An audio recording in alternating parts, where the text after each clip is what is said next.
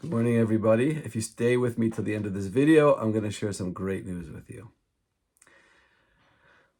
We're all still trying to understand what happened, how to move forward in our lives, what's going to be the waiting game, the war, it's about to start. Everything is so difficult right now for the Jewish people in Israel and around the world. We're flooded. Not a coincidence that this week's Torah portion is about the flood of Noah. We're flooded with emotions. We're flooded with fear. We're flooded with anxiety. We're flooded with sadness.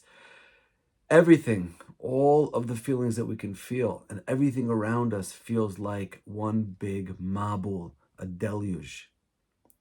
And we read in the beginning of the Torah portion, it says, why did this flood happen? V'tishaches haaretz lifnei Elokim. And the world had become morally corrupt before God. V'tamalei haaretz, and the world was filled with Hamas, violence.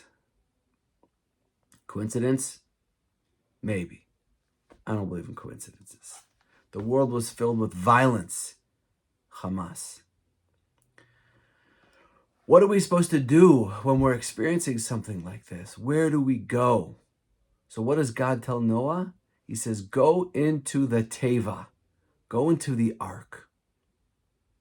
The Baal Shem Tov, the founder of the Hasidic movement, plays with the double meaning of the word Teva. Teva means ark, but it also means word.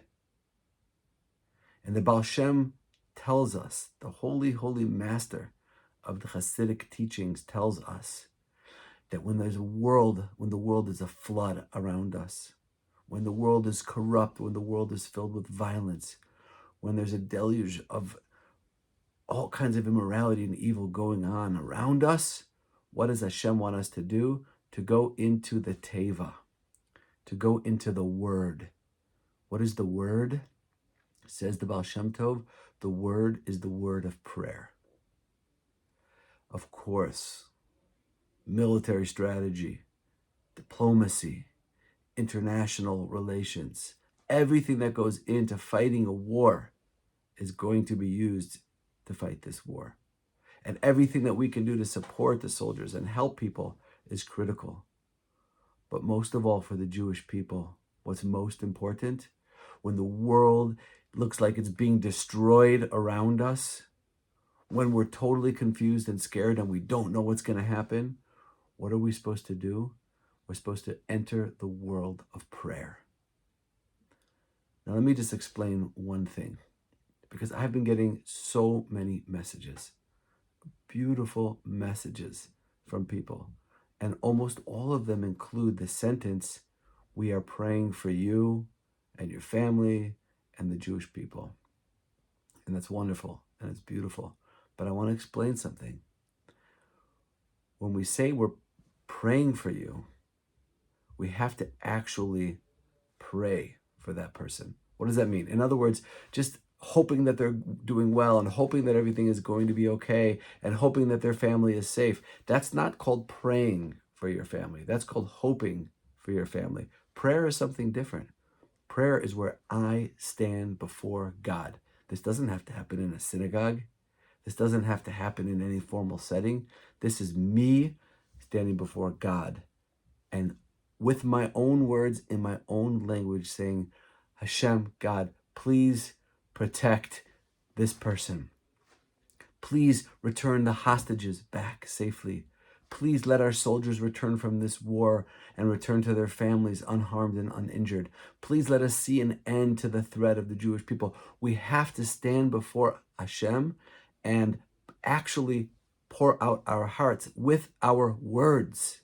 Says the Baal Shem Tov, the word of prayer. I know everybody is thinking about us, and that means everything to us. And I know that everybody is hoping that we see an end to this war and that our soldiers are safe and that our son-in-law is safe. But what the Baal Shem is telling us is that it's not enough to hope and to yearn. We have to actually pray. We have to actually use our words, as we say, use our words, stand before Hashem, and open our mouths and speak to God and pour out those yearnings, concretize them in the form of real communication between us and Hashem.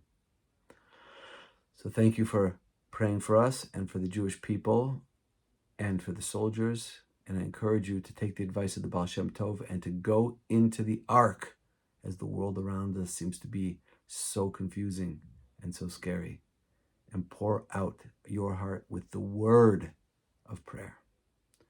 Okay, I'm wishing everyone a good Shabbos. Okay, I didn't forget the good news.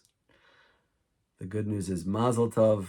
Our daughter Chana gave birth to a baby girl this morning, and it's a wonderful time to hear some good news, and I wanted to share it with everybody.